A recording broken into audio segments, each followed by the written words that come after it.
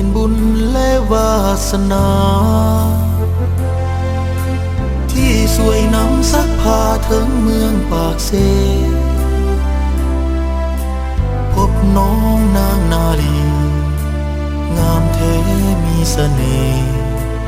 ดังจิตใจน้ำเซและดวงดอกไม้พบกุหลาบกลิ่นหอมของเมืองปากเซอ้ายเฝ้าหลงทุ่มเทฮักจนหมดใจ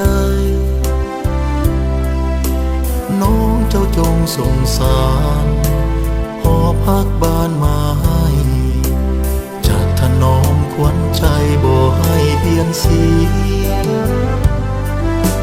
ขอวอนฟ้าหยาดฝนสุ่มสำนายเพื่ออดส่งดวงใจได้ซื่นสุขีกุหลาบเอ่ยสวยเบ่งบาน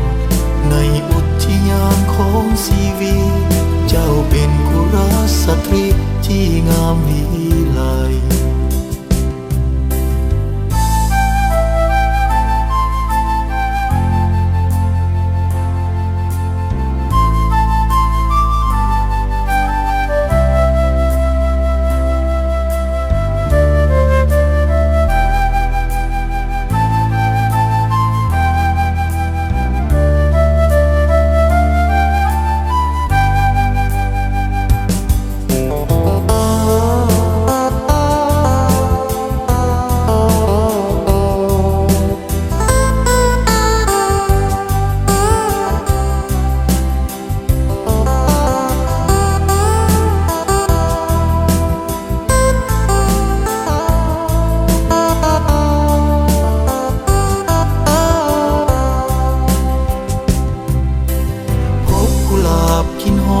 ของเมืองปากเซ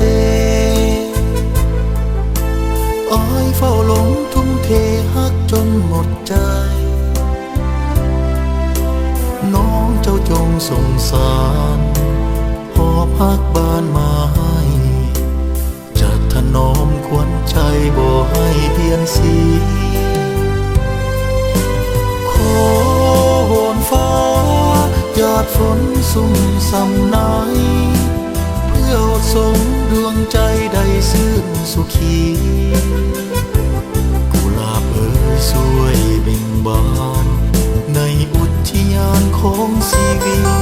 เจ้าเป็นกุลสตรีที่งามวิไลขอวอนฟ้าหยาดฝนสุ่มสำนายเพื่ออดส่งดวงใจได้ซื่นสุขีสวยเบ่งบานในอุทยานของชีวิตเจ้าเป็นกุลสตรี